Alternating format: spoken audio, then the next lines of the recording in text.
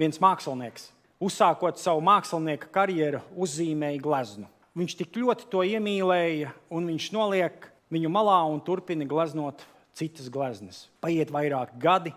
Viņš meklēja to savu pirmo gleznu, un viņš nevar atrast. Un, ziniet, arī mums rodās stress, ka mēs ļoti meklējam to, ko mēs nevaram atrast. Tāpat ar šo mākslinieku. Viņš tik ļoti meklēja savu gleznu, un viņš nevar atrast, un viņš diezgan turīgs cilvēks, un viņš noorganizēja vairākas meklēšanas brigādes, lai sameklētu savu pirmo tik mīļo gleznu. Un ko dara tās meklēšanas brigādes? Tās visas pasaules muzejus, noliktavas, un viņi atnāk ar tām pašām vēstīm pie sava šefa. Viņš saka, nav. Viņš saka, turpiniet meklēt. Kādu dienu mākslinieks noiet pagrabā, savā noliktavā, un rakņājās par savām vecajām gleznām. Viņš atrada savu pirmo gleznu.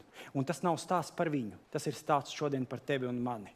Mēs turpinām cītīgi meklēt un savu mieru pazaudēt tajās lietās, ko mēs esam tik ļoti veiksmīgi noslēpuši.